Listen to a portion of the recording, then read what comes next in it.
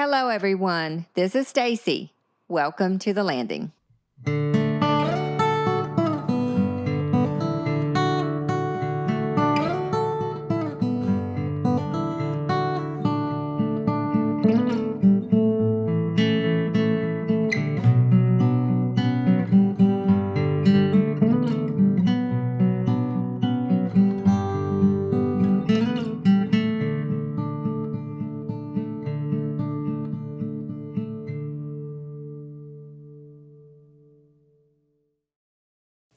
Hello, everyone. Welcome into the landing today. We have a gentleman with us today that I am excited to hear from and to catch up with. I'm going to toss it right over to him. And if you will, sir, introduce who you are, who's your crowd, and where are you from? Okay, I am Jason Michels, and from the island, the old road specifically. I guess that's Cape Lookout Drive now. Right. And my crowd is the Hancocks. So Mama was from the island, and Daddy come down via the Coast Guard, and they met and got married, and like I say, started their family on the island, and that's where I grew up, was on the back road. So good times. Good times indeed. And that was just yesterday, right? It seems like it. Okay, so Jason, it's so good to have you with us and to see you. We don't get to see each other nearly often enough. We're going to start back just a few years when you were growing up, because I know that you hunted. So if you will, just enlighten us a little bit about what that was like and who you were with, what you did, that kind of thing. Okay, I think growing up down east, the majority of the young boys probably at some point went bird hunting or duck hunting, because a lot of people before us did it, and it's pretty prevalent around here. I remember as an early teenager, I actually went on my first hunt with Heber, Guthrie, and Clifford. And Mama was okay with that, because I guess she trusted Heber enough to know that I'd be safe. That's right. So I still remember that. It's been a few years ago now, but we hunted the Easter Banks in a state blind and shot a dipper. And I was just as happy if it was a pintail or anything else, but it was a very memorable. And I think once you kind of do that, you kind of either you like it and you really stick with it, and it takes hold of you, or it's not for you. Mm-hmm. And for me and several other friends, I think it was being something that really liked and enjoy, something you can do with your friends, and something you really look forward to every fall getting ready. Yeah. Now, when you say getting ready, what is involved in getting ready for hunting season? Well, most of the time you'll check on the blinds that you've got to make sure they're still like you left them when the season ended. If you need to put another one up or repair, fix the blind, and then you always put like fresh brush on it, or we call them Merkle bushes. That's kind of the bush of choice, I guess. But you would bush the blinds up, and then make sure your decoys is ready, and you've got everything you need for the coming months. But that's usually part of it. Mm-hmm. Why in Merkle bushes? Yes, is it because they last longer in the weather? Is that why? I think they last longer. They may be like a bug deterrent too, but I know that's always been. You always look for Merkle bushes, which is there's a lot of them around here. But if you ride down the banks, even this coming season, you'll see the green Merkle bushes, I'm sure, on almost everybody's blind up and down there. I had never thought about that before, but that's true. And when you say, making sure that your decoys are ready, you mean like what, properly rigged, but what does that entail? Yeah, like say properly rigged, or any of them from the last season that maybe did have a hole or needed to be repaired, and make sure that you've got the species you want to hunt, as far as, if you've got your redheads ready to hunt the banks, or if you're going to hunt a pond somewhere that you've got your puddle ducks or your black ducks or teal or whatever you were going to go after there, but just making sure you've got enough of what you need to, whenever the weather's right, you'll be ready. Yeah, right. And I have learned that there's actually a science to laying out your decoys too. Everybody's kind of got their opinion of what's best and what works and what doesn't. I think sometimes maybe the ducks have got their mind made up if you may be in the right spot, but there is a certain way to do it, or a different theories behind how to actually set your decoys to give you a better chance of actually getting them in to come close. You're right about that. Did you use calls or anything like that? A little bit, but calls are mainly used for puddle ducks, and the targeted species on the banks usually is, well, redhead around here is kind of like the prize, I'd say. But like to say, diving ducks like a redhead, a fishing duck or a merganser, a bufflehead, which we call dippers, and different things, and occasional blackhead is kind of the targeted species, and most of the time they don't really respond well to calls, so it's more getting your decoys right or being in the right spot than that. Yeah, gotcha. So you hunted and did all of that, and how did it get you involved in more focusing on decoys and not just working decoys? I really don't know what took hold of me. I remember as a young boy that my grandparents lived across from Norman Hancock, and I remember ever since I went to Grandma and Granddaddy seeing his decoy shop there, and going in there, I can still visualize how he had everything set up in there. Yeah. And Norman didn't carve decoys; he carved decoys. Yeah. If everybody remembers talking about Norman, but I a never treat. really learned a whole lot from him other than just remember seeing them in there and seeing the people come, to buy them or interested in them. I thought that was really cool.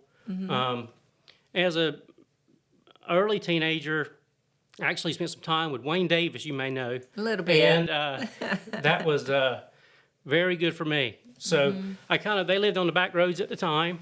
And if anybody wanted the perfect place as far as like anybody from the island to be, that was what it would be. He had his ducks in a pen. Yep. He had him a workshop. He had his boat right behind the house. I mean, he had it all. Yep. And did some work for him. I'd say, don't really know how, but I kind of did a little bit of grass cutting, a little bit of handyman, a little bit of young man work for him. And then as part of that, actually did a little bit of sanding for him on decoys. And I remember you doing that. I was the head sander there for a couple of years. And it was fun. It was new to me and very good mentor. So he's figured out a way to do it. And he's got a process that works from start to finish. And like I say, I think in most things in life, starting out with somebody that helps you and teaches you the right way is a big deal. And that was him. Well, he certainly thought a lot of you, still does. Right. But I remember those days when you would come there because, all right, let's face it, Daddy had 3 little girls, and none of which wanted to carve or do. Right. And so he was tickled to death when somebody showed interest, and that somebody happened to be another little boy that he didn't have. You know what I mean? Right. Yes, ma'am. So you filled a void, I think, for Dad there. So you, though, I choose to think, and maybe it weren't as easy to you had to tell us, but it seemed like you had a natural ability to do it. I remember I liked art in school, and I really enjoyed that. So the decoy thing, yeah, I guess you could say that, but I had a lot of good mentors, teachers, people that guided me along the way, and I guess being from the island and being young and like you were saying, showing interest, there were several people in the guild, especially starting out, that really didn't seem like I was a burden or would answer any question. That really helpful. I remember early, about that same time frame, actually, with Wayne and David and Corey, we made some trips to Chincoteague. Oh, yeah. And that's pretty rich decoy heritage as well.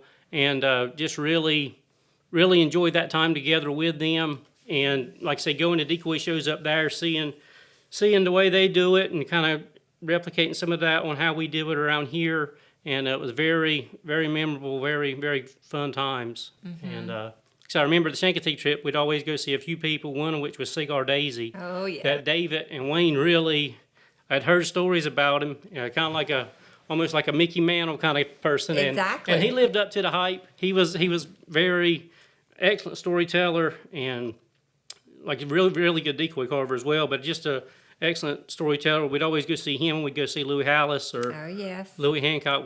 People around home call him Howboy probably.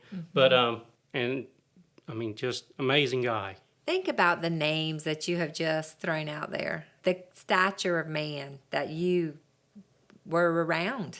I mean, that's pretty amazing, isn't it? Right. Even, like I said, early on and even in more recent years, I kind of thought back that the people that have helped me or I've been around, I mean, I think anybody with not a whole lot of talent could take that many talented people around you and really sculpt or mold you into, if you want to be a decoy maker, which is what I like doing, that very, very fortunate to have had people that are just know everything about the craft and willing to share it. Yeah, I mean, you had a wealth of knowledge. My Right. gracious, when you those names you just said. Right. Okay, so do you remember your first decoy? The first decoy is in the museum. First full-size decoy. So with Wayne, he's carved a couple miniatures in his day, and that's mainly what he was working, or I would help him sand the miniatures. But it's the same process, whether it be a miniature swan or a full-size one. It's the same thing. So I started out carving miniatures. Wayne, kind of, I guess, being around Wayne, I wanted to try it and did some miniatures.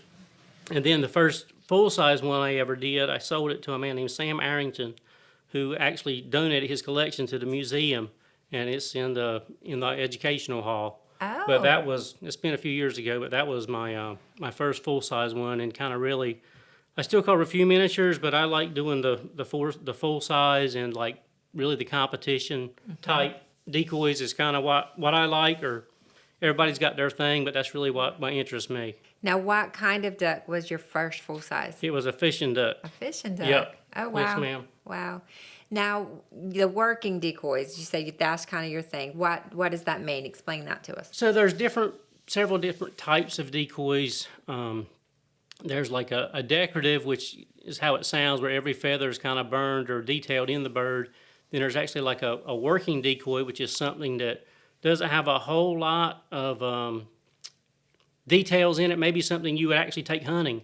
Then there's also, I feel like my style is probably like more of a contemporary, which is kind of like, it's painted up pretty fancy. It could be hunted, but realistically it's probably going to be for a mantle somewhere. And most of the decoy competitions I enter is actually, they have it broken out in different divisions, like say a decorative, a working, or like a contemporary decoy that actually would get floated in either in a bay or in a tank. It would have to self-right and project the species, and that's kind of what I do, more of that style. Yeah.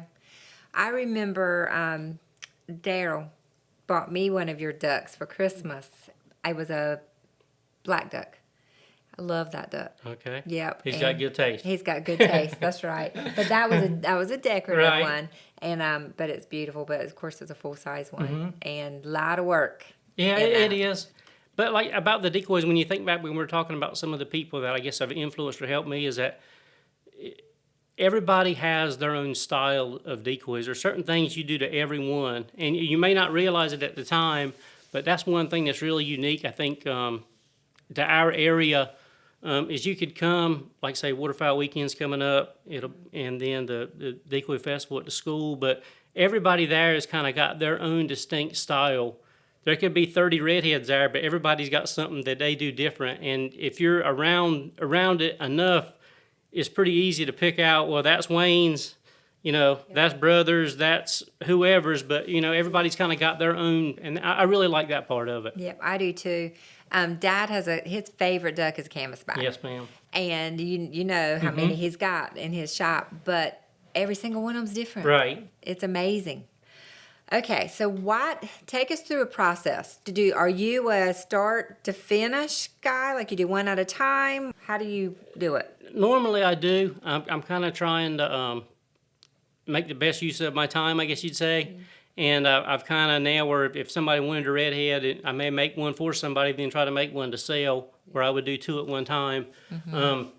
But like I say, the process is the same for all of them, where you start out with a pattern, and then take to a bandsaw usually to start out to take the majority of the wood you don't want off.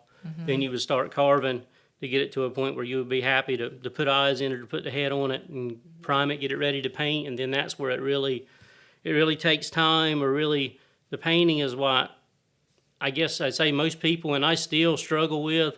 I think if you'd ask, yes, ma'am. Wow. Yeah. I think the carving maybe comes easier to me than the painting. As far as before I start a project, I've got a mental picture of what I know it needs to look like. Right. And that took a while, especially like for somebody new starting out, as far as visualizing. I know what it needs to look like. It's just a matter of making it happen.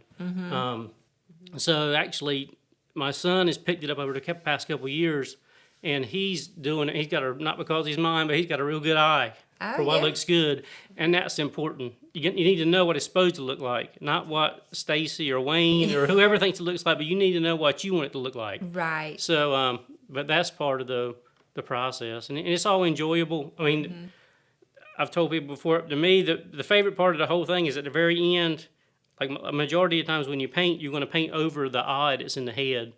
And you'll finish the decoy, and then when it's done, you'll take a toothpick or something and scrape the paint off the eye, and that's when you get to look at it for the first time and be like, that's what I want it to look like. Oh, I love that. But that's Right. true. I mean, Yeah. you get that paint off the eye, and Right. there's life. Yeah, for sure. So you mentioned your son carving. So how did that come about? Did he want to from watching you? So or- actually, he actually got me into it, or my comeback tour, if you There will. you go. So he's real active in the Boy Scouts, and he's actually got an Eagle Scout project going on at the museum right now. And which is just a little blurb. he's building a duck blind and constructing a sign about the heritage, about what it's used for, and different things about the area. I love that. So, but he's actually, like I say, real big in the Scouts, and they had a carving day at the Decoy Guild. Once a month, they used to have kids carving, and he was there, and I went with him. And and just you hadn't no, done it for a while. No, so I carved for about 10, 12 years probably, and I was in the show every year, and then got married and married a Beaufort Grit and moved off to Ireland. But that's as far west as I'm going is Beaufort. And like I say, kind of took a break from it because it seems like there's never enough time. Any parent or anybody out there knows that there's just not enough time, it seems like. Yeah.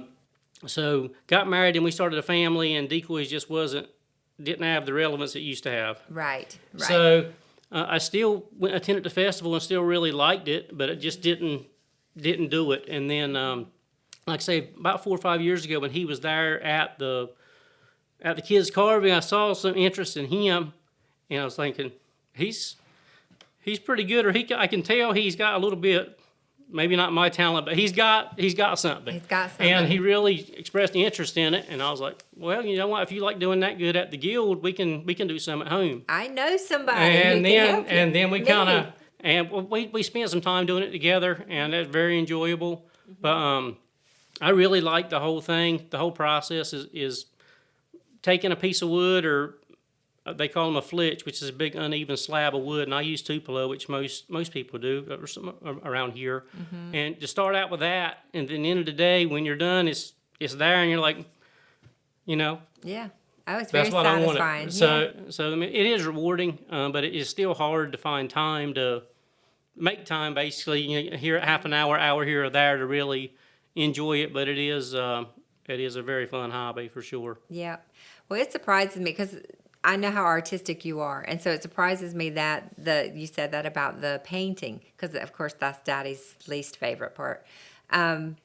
But Jason, your birds are beautiful. Well, thank you. But like I say, and I like the competition side of it. I've heard people say before that's really it's not for everybody. Some people Yeah. don't like competition. Some people thrive on it.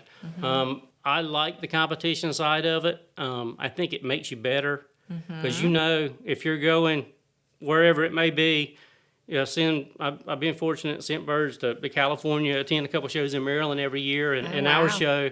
But before when you go there, you better bring your A game basically, because somebody else is, and you can learn a lot. I mean, I think from a competition, see the way other people do things, or see what wins and what doesn't. Right. Sometimes you can come out on top, and the majority of the time you're probably not. Yeah. But it's still fun. But that's where I was talking about the painting, as far as if you really sit down trying to totally focused on making a bird for a competition, that's where the painting side, you really got to do your homework, have everything right, and just don't settle for good enough. Make sure it's as good as you can do. Right. So you're going to be in the show this year? Getting ready for it, yes, And ma'am. so when you say getting ready for it, you mean making birds? Yep, bacon birds. I've already kind of got, the past couple months, kind of got a game plan on what I want to get finished or what I hope to get finished by then. And actually went ahead and did some carving, got a lot of stuff carved and just not painted, because to me it's easier to find, like you say, a half hour, 45 minutes to actually break away to do a little bit of carving. But whenever I start painting, I want some time to get my head right and to be able to really make Yes. sure I've got it like I need to be. It's hard to stop and start painting for me. I'd rather have a day to kind of commit to that process Yeah. to make sure I've got it like I want to. Right. Do you have a shop in your house, garage? So I've got a shop, and that's where I do my painting, and in the garage is actually where I do my carving. But I kind of got it separate.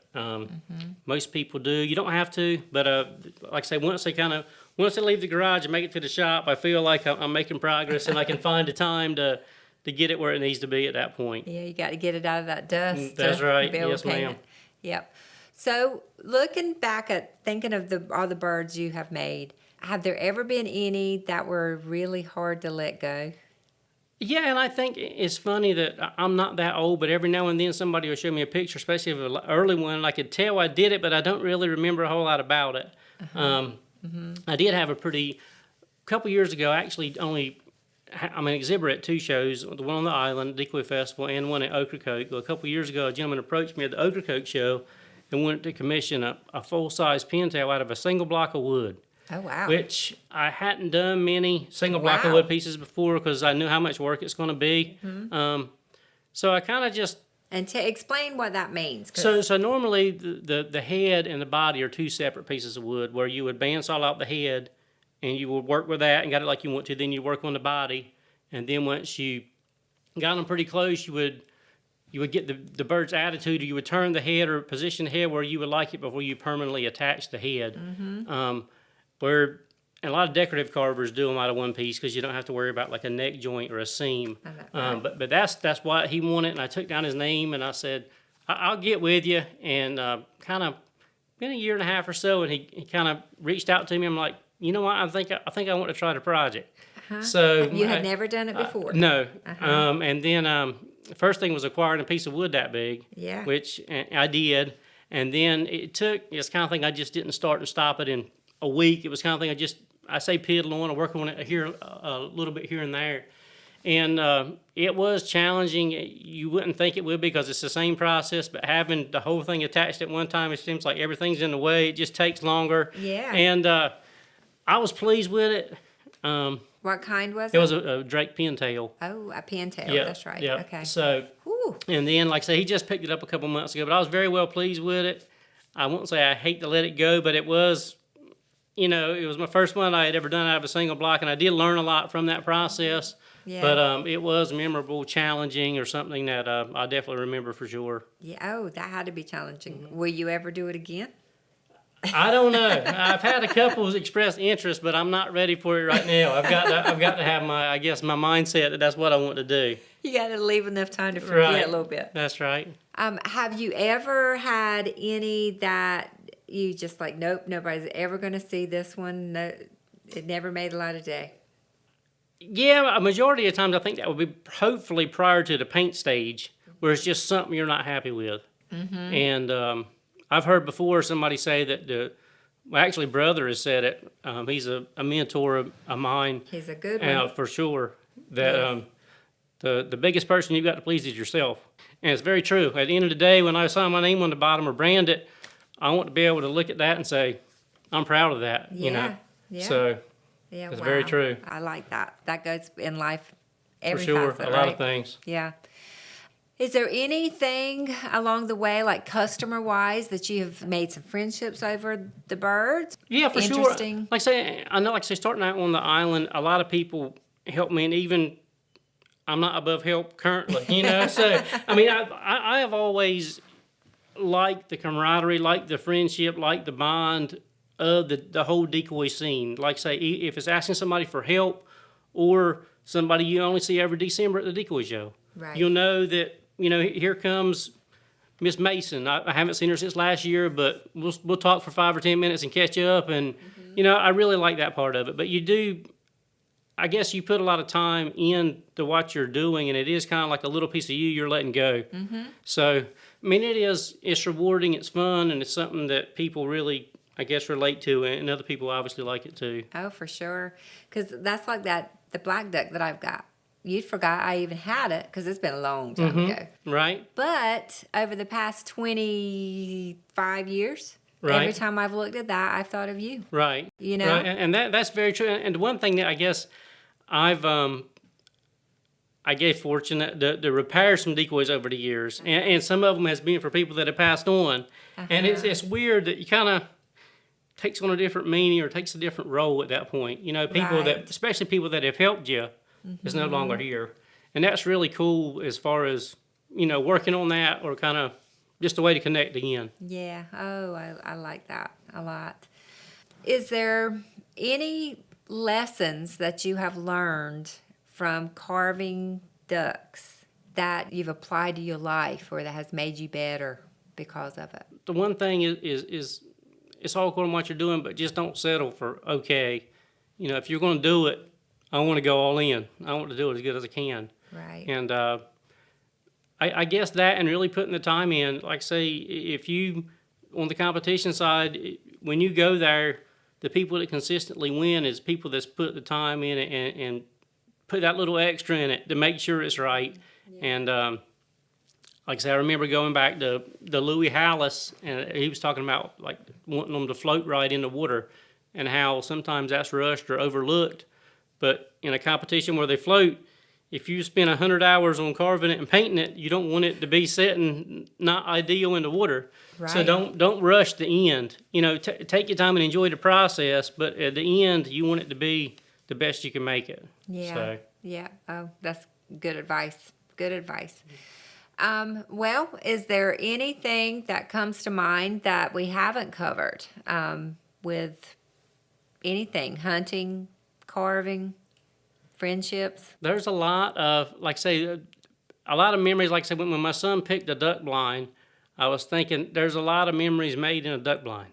So I guess the thing that the appeal to me, as opposed to deer hunting, which I got a lot of friends that do that, hats off to them. But as far as I liked it how three or four buddies was in a blind, and you could talk, you could tell a yarn if you wanted to, and you never knew what you were going to see or be able to shoot that day or harvest that day. Sometimes it's nothing. Sometimes it's a species that, Wayne's only seen two of these in Core Sound his whole life. And you know what I mean? Yeah, So that was what I really liked about that part of it.